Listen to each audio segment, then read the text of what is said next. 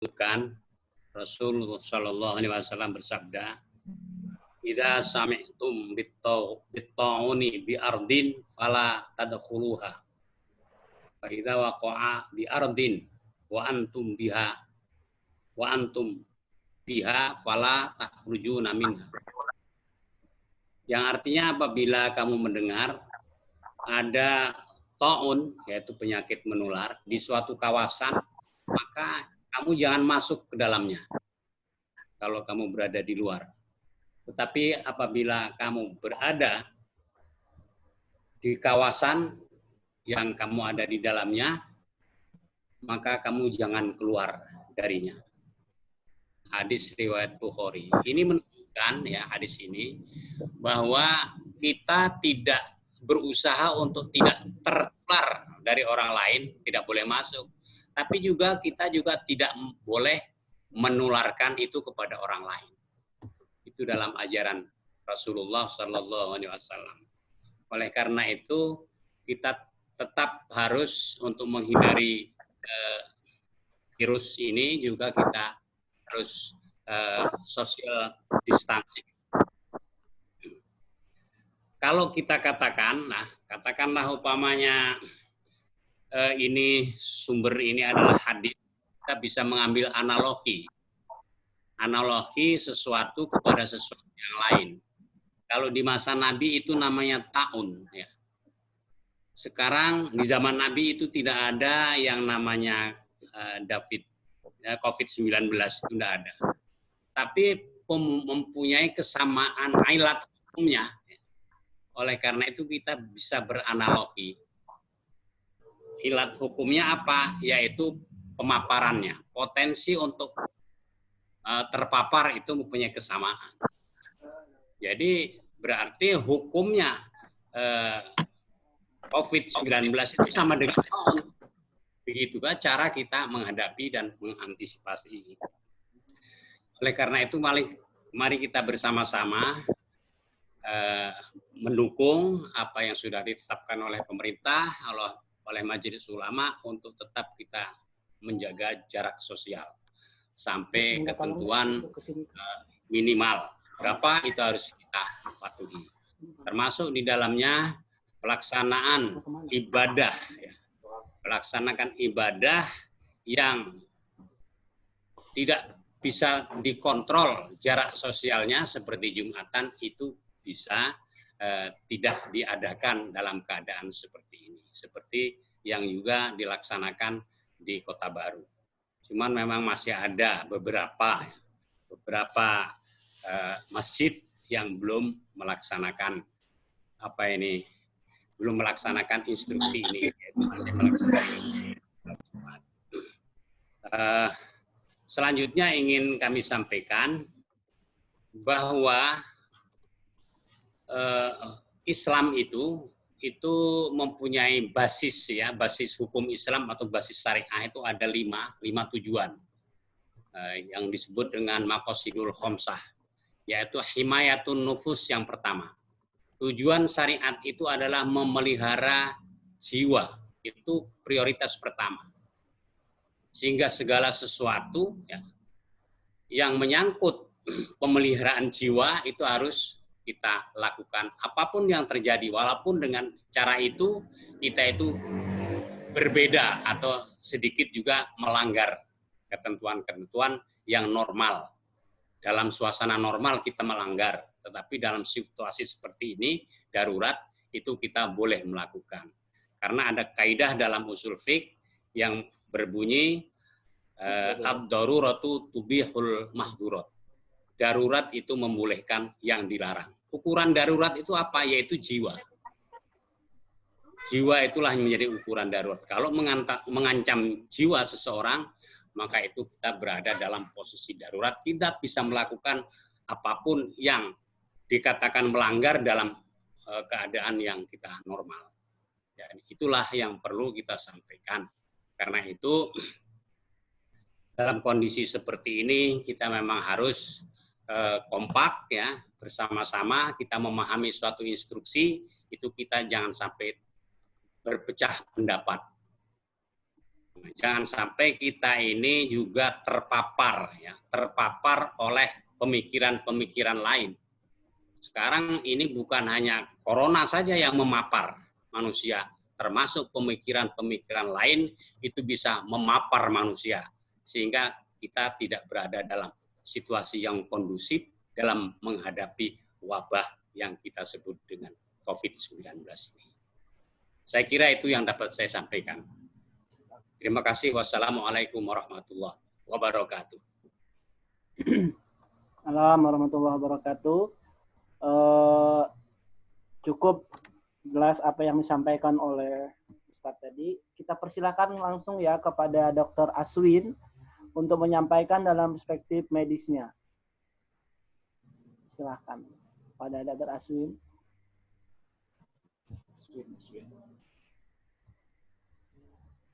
Perwakilan dari Ikatan Dokter Indonesia Kabupaten Kota Baru. Kami persilakan Pak Dokter. Halo Dokter. Dokter Aswin.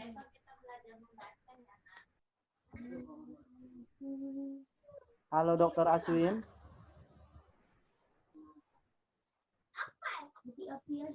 Dokter Aswin. Halo. Halo. Ya, silahkan Dokter Aswin. Assalamualaikum warahmatullahi wabarakatuh.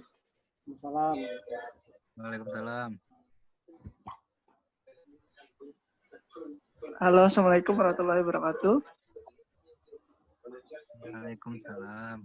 Waalaikumsalam warahmatullahi wabarakatuh. Silahkan Dokter Aswin untuk menyampaikan langsung.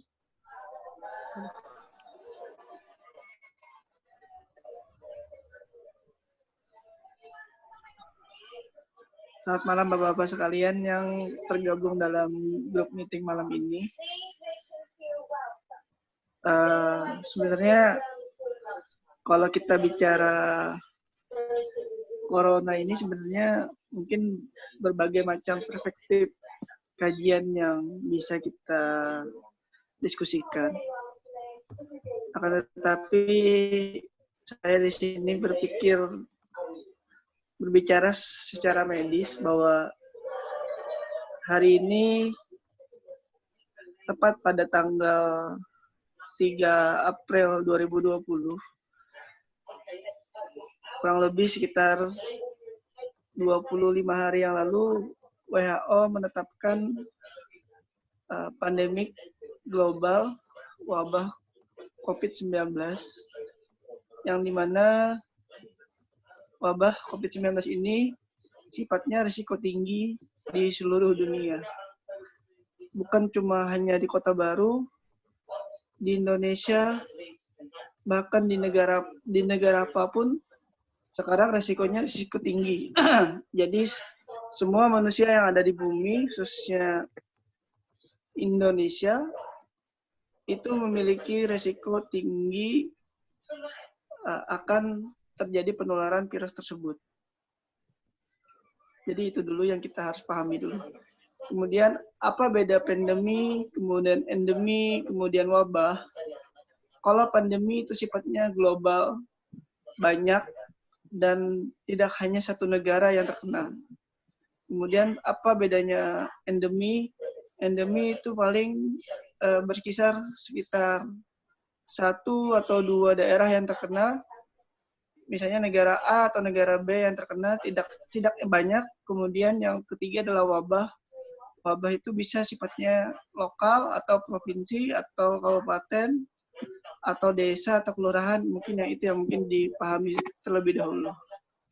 Kemudian masalah COVID-19 ini, COVID ini ditemukan sekitar bulan November 2019, mulai dari kota Wuhan, berawal dari kejadian kasus pneumonia, yang dimana masyarakat di Wuhan menganggap kasus COVID-19 ini berbeda dengan virus influenza sejenisnya, karena sifatnya cepat menyebar dan sangat mematikan.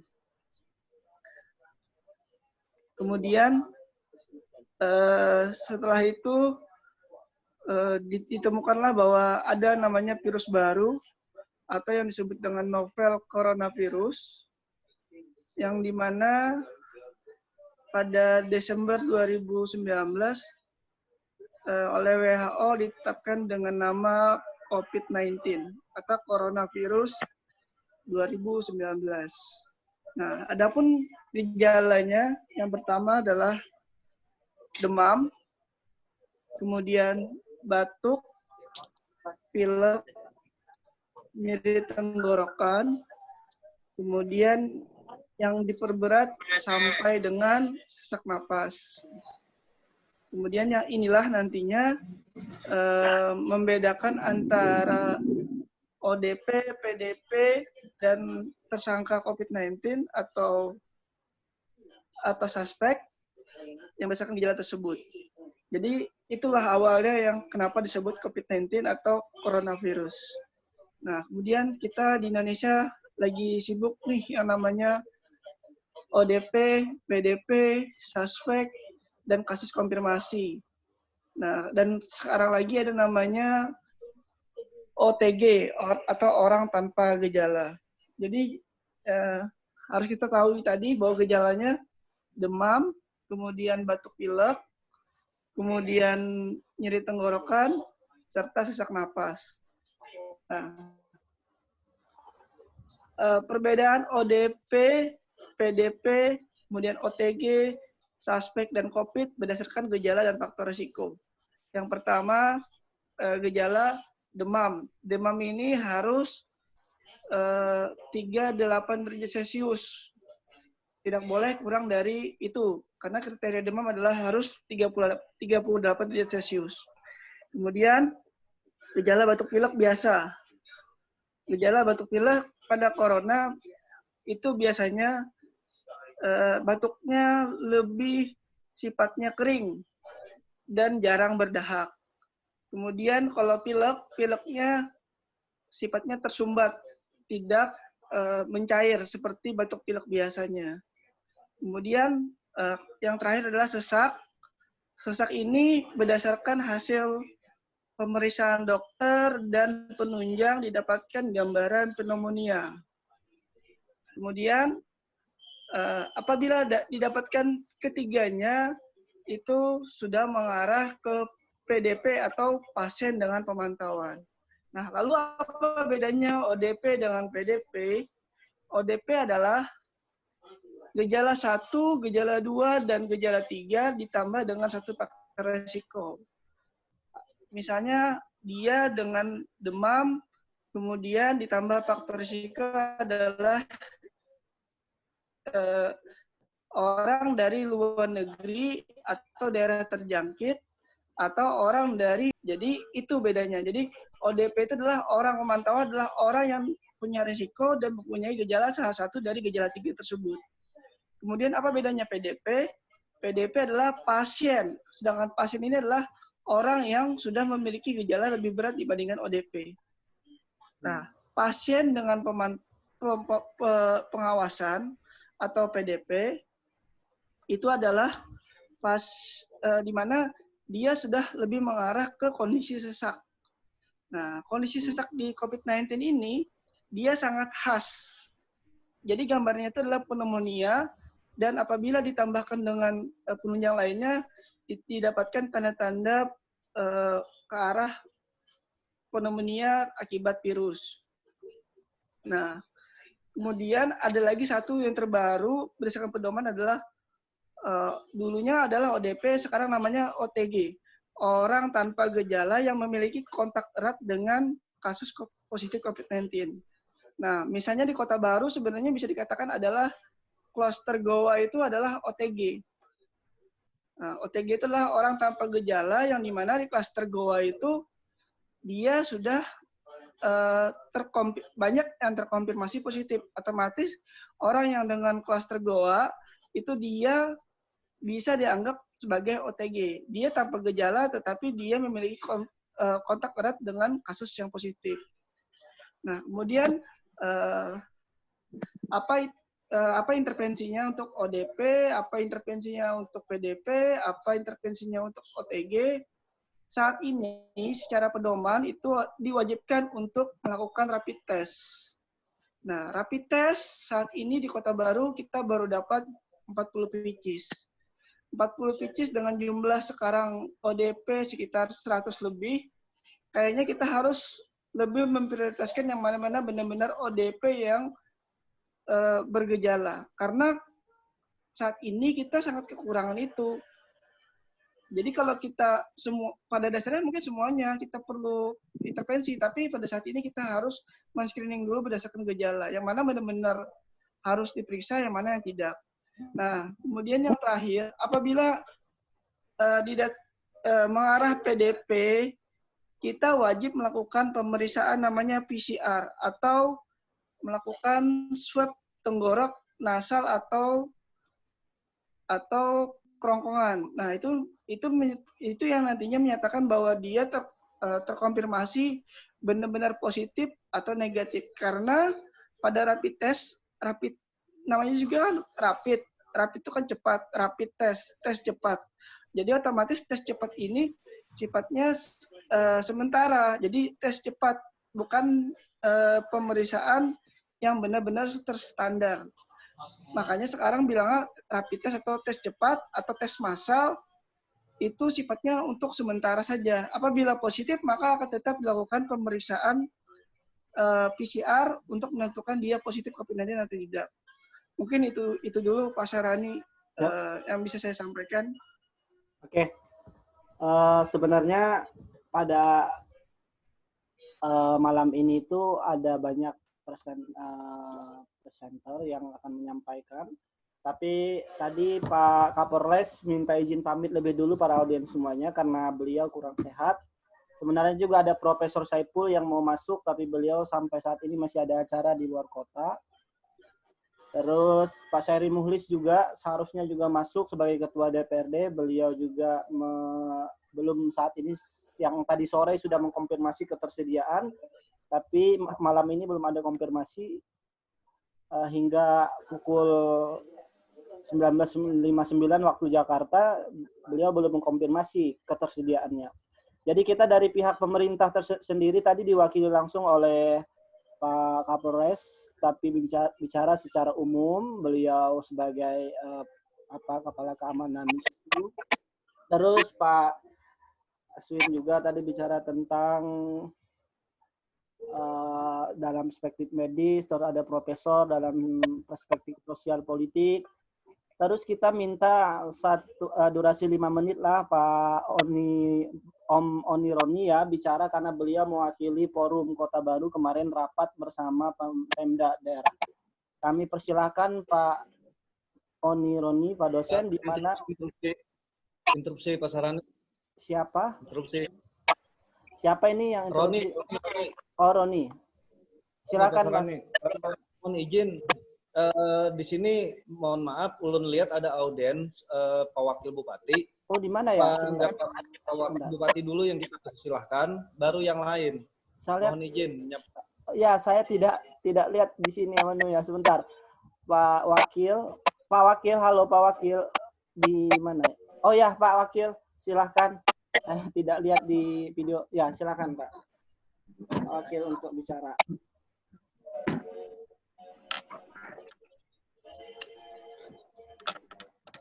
Setelah beliau kita masuk ke sesi tanya jawab ya. Silakan. Silakan Pak Wakil.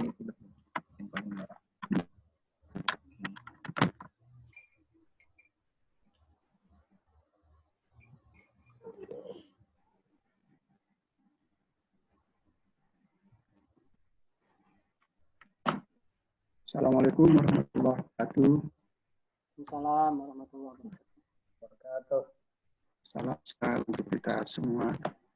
Ya, saya Pak Sumber, Pak Budi, kemudian Pak Kapolres, Ayanda Kiai Haji Muktasor, dan satu lagi tadi Pak Aswin ya, dan seluruh yang tergabung di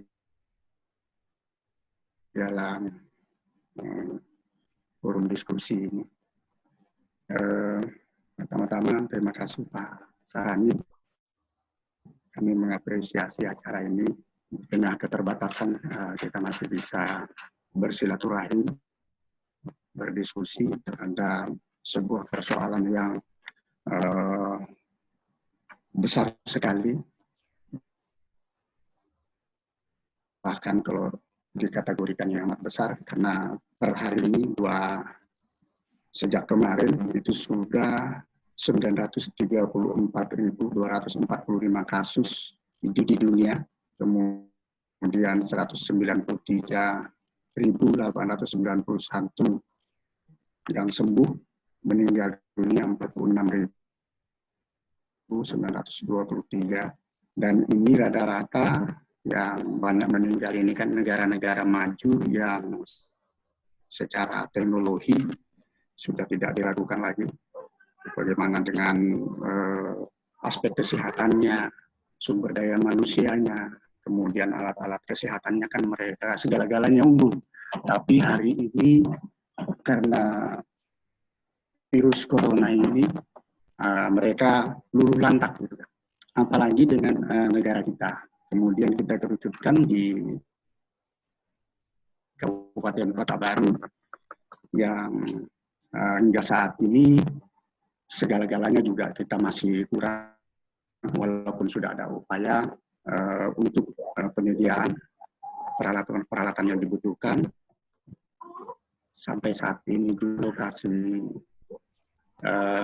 penampungan yang terpapar virus juga mungkin belum ini. Saya tidak tahu progresnya karena kemarin pada saat ditinjau kan dari masyarakat.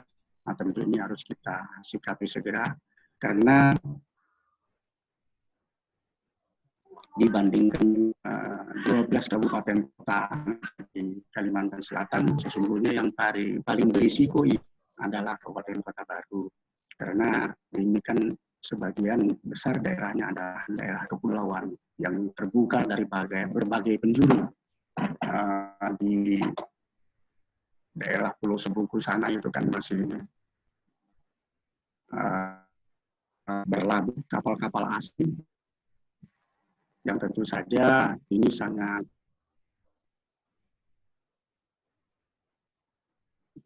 berisiko kalau kita tidak melakukan pengawasan turun naik, dan juga mungkin ada pekerja komersial juga yang mungkin bekerja di kapal-kapal itu dan mereka kan tidak terpantau dan tidak tidak terpantau sebagai OPD gitu kan, ODP. Sebetulnya mereka itu juga bisa ini. Nah, karenanya di dalam forum ini di samping juga kita mematuhi arahan pemerintah untuk senantiasa menjaga jarak, kemudian memakai masker dan juga tidak melakukan kontak fisik. Saya menyarankan supaya melakukan karantina wilayah secara terbatas. Misalnya untuk saat ini orang yang berada di Kota Baru nggak usah dulu keluar, kemudian yang dari luar nggak usah dulu masuk ke Kota Baru. Saya rasa orang-orang kita yang berada di Banjarmasin ataupun Hulu Sungai ataupun di mana, saya rasa mereka aman saja di sana. Karena juga di tempat-tempat lain juga siaga 1 untuk kepentingan. Ini dalam rangka apa? Dalam rangka memutus mata rantai penyebaran virus ini. Karena hanya itu salah satunya. Nah, kenapa daerah-daerah lain banyak sekali korbannya? Karena mereka, negara-negara lain saya maksud, mereka menganggap bahwa wabah pandemi ini itu biasa-biasa saja tadinya. Nah, setelah Manu kan baru kita belajar dari mereka, sebaiknya kita melakukan karantina wilayah secara terbatas. Tetapi yang untuk logistik, sembako umpamanya, itu harus kita prioritaskan. Begitu juga BBM, begitu juga CPO, itu tidak boleh terhambat.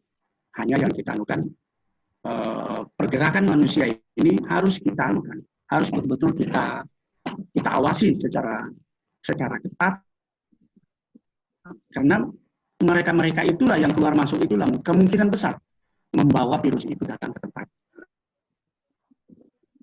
kita. Mengenai perekonomian rakyat, saya sependapat dengan Pak Kapolres, ini tidak boleh terhenti. Tetap saja di pasar itu berjualan, tetap saja pedagang kaki lima berjualan, atau apapun produksinya tetap saja beraktivitas. Hanya tidak boleh bergerombol, gitu. Tidak boleh melakukan kontak fisik, tidak boleh melakukan kontak fisik, dan sebaiknya mereka memasang masker secara disiplin. Karena kan penyebaran virus corona ini kan dari air liur, air ludah, gitu. Itu yang dari situ penyebarannya. Ya, kalau kita kemudian berkomunikasi, mulut kita ditutupkan, itu sebetulnya membantu di dalam mengatasi persoalan ini. Nah, terkait dengan masalah beribadah di masjid-masjid, saya sependapat dengan Ayanda tadi bahwa kita harus mematuhi pemerintah. Ini kan sudah ada fatwa ulama itu fatwa ulama yang tergabung di dalam majelis ulama Indonesia. Mereka ini kan para pakar yang berhimpun di dalam satu wadah itu, dan mereka tentu saja berdiskusi bagaimana mengatasi persoalan ini sehingga keluar kesimpulan, keluar fatwa bahwa untuk sementara waktu kita tidak usah melakukan sholat dulu di masjid-masjid. Supaya apa? Supaya sekali lagi mengurangi risiko terjangkitnya penyebarnya virus ini yang sangat mematikan. Sekali lagi, pemerintah sudah bekerja keras, seluruh elemen sudah bekerja keras. Nah, tinggal kita bagaimana. Dan satu lagi yang paling penting adalah jangan ada statement jangan takut corona.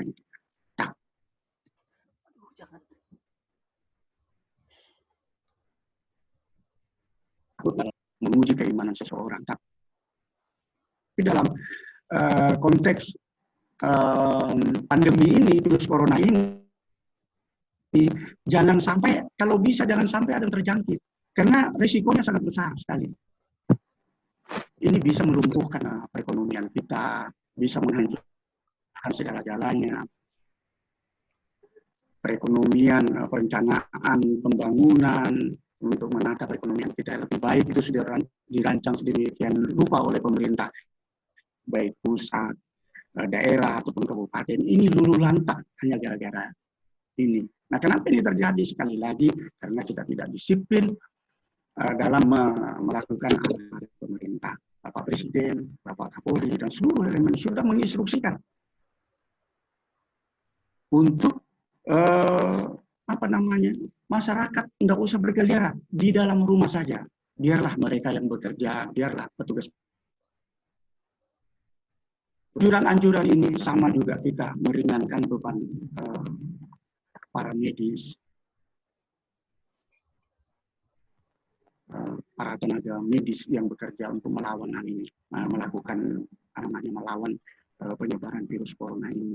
Pada kesempatan ini kami sangat mengapresiasi kinerja mereka, mereka yang saat ini bekerja dan yang sudah berpulang ke rahmatullah. Mudah-mudahan apa yang telah dikerjakannya mendapatkan pahala yang besar dari Allah Subhanahu wa Ta'ala, dan kita secepatnya keluar dari persoalan ini supaya kita di bulan suci Ramadan nanti bisa memasuki dengan ketenangan, sehingga kita bisa beribadah secara khusyuk dan selanjutnya mempertebalkan keimanan kita kepada Allah Subhanahu wa Ta'ala.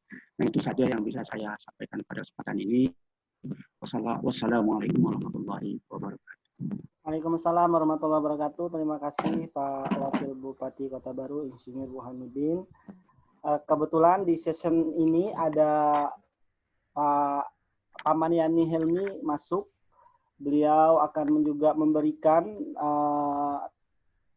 arahan atau wejangan terkait sejauh mana provinsi menangani COVID-19 ini di Provinsi Kalimantan Selatan. Kami persilahkan kepada Paman Yani, waktu dan tempat kami persilahkan. Tapi sebelum itu kami informasikan kepada audiens semua yang hadir di dalam, kita durasinya tinggal 9 menit lagi, kan akan mati karena 40 menit sudah bicara kita. Nanti silakan untuk masuk kembali karena kita ada session pertanyaan. Untuk yang ketiga kali ini session pertanyaan. Nanti semua audiens boleh bertanya kepada para presenter. Kami persilakan kepada Pak Maniani untuk memberikan. Ya, silakan. Wabarakatuh.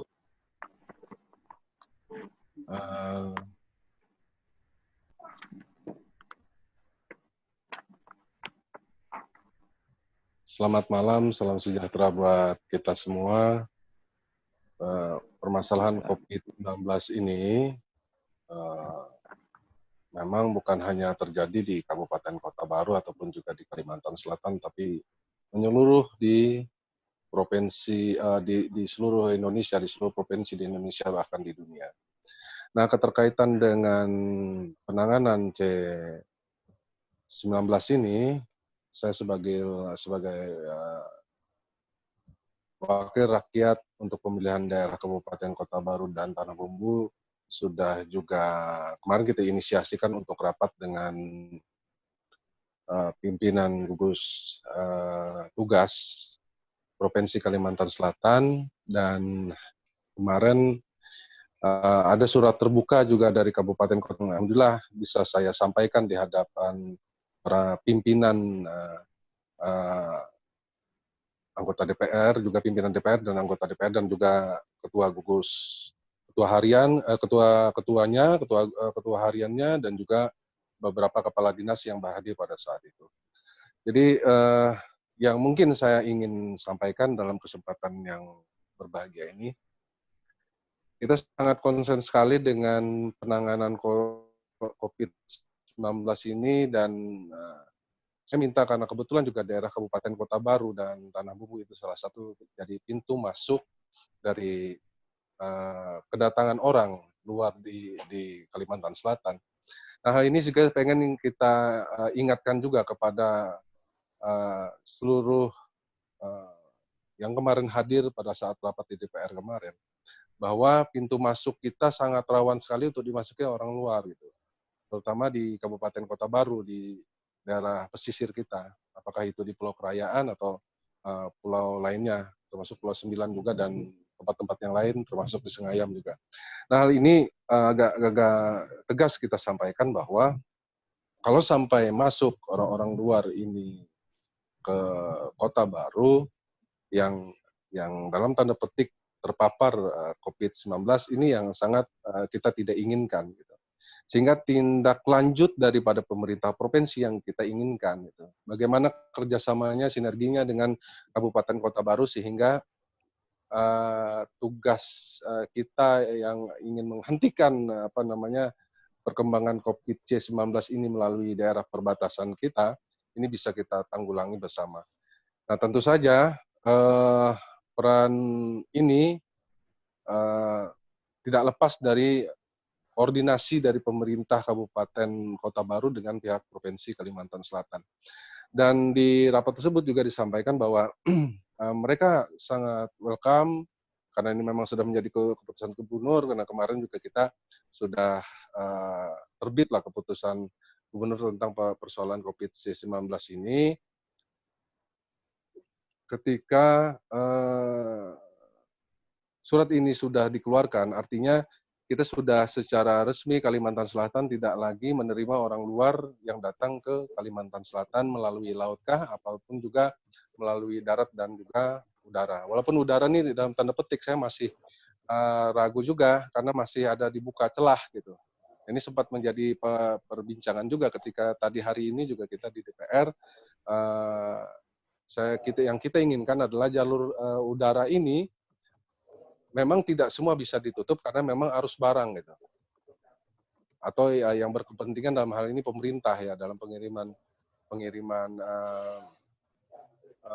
bahan-bahan medis gitu tentang bantuan pusat juga. Nah sementara juga di pelabuhan kita itu juga memang tidak seluruhnya juga dilarang atau ditutup, tetapi ada hal-hal yang misalnya harus kita tetap buka dan ini kita pahami.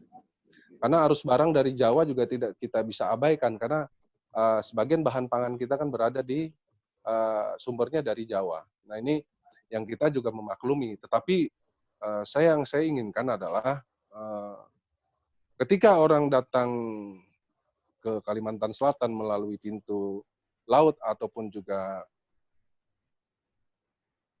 habis. Silakan Bang. Silakan Paman. Masih. Oh ya. Oke. Nah ketika arus barang ini masuk bersama orang yang membawanya, ini juga bagusnya harus di karantina juga. Dan ini saya sudah sampaikan juga dengan Ketua Gugus Depan dan ditanggapi. Jadi memang untuk sementara memang yang datang, maksudnya pendatang itu yang masuk ke Kalimantan Selatan, kecuali kapal barang itu boleh gitu di tempat kita. Sementara untuk yang berkunjung dan segala macam itu tidak dulu untuk sementara. Nah, selanjutnya juga saya minta perhatian juga kepada pemerintah Provinsi Kalimantan Selatan, mohon diperhatikan juga tentang pos perbatasan kita di Sengayam. Karena saya yakin juga berapa jumlah anggaran kita yang ada di provinsi di Kabupaten Kota Baru, tentu saja ya katakanlah mesti harus ada sumbangsih pemerintah provinsi juga untuk memperhatikan persoalan ini gitu. Nah, itu termasuk juga di pulau-pulau kita, katakanlah Pulau Sembilan, Pulau Kerayaan, dan pulau sekitarnya. Nah, ini saya minta juga pihak pemerintah Provinsi Kalimantan Selatan memperhatikan jalan-jalan ini. Dan kemarin juga disampaikan oleh Pak Gubernur bahwa dipahami jalan-jalan tikus. Nah, ini juga jadi persoalan tersendiri juga kepada rekan-rekan di gugus depan, bahwa untuk mengatasi hal ini mestinya juga harus diambil langkah-langkah komprehensif sehingga semua masif gitu. Karena bicara Kalimantan Selatan tentu saja tidak bisa meninggalkan Kota Baru karena Kota Baru adalah bagian daripada wilayah Kalimantan Selatan. Nah ini yang saya minta harus sinergi dengan pemerintah provinsi dengan kabupaten atau kabupaten dengan pemerintah provinsi gitu untuk penanganan COVID-19 ini. Nah, keterkaitan juga ada wacana lockdown. Secara pribadi saya juga tidak inginkan ini karena kalau lockdown semua akses orang dan barang itu tidak akan bisa masuk ke daerah kita gitu. Apalagi Kota Baru gitu. Nah, sementara ketahanan pangan kita tentu saja ketika lockdown kita bicara ketahanan pangan juga. Karena ketahanan pangan juga harusnya kalau misalnya kita ambil langkah ini saya kira memang pemerintah harus berpikir panjang dulu karena kesiapan pemerintah juga untuk menyediakan bahan pangan selengkap-lengkap dan secukupnya belum tentu bisa karena katakanlah APBD kita berapa katakanlah di Kota Baru sendiri dan di pemerintah provinsi sendiri. Sampai saat ini kan kita pendapatan juga untuk saya buka saja di Badan Keuangan Daerah hari ini juga mengalami hal yang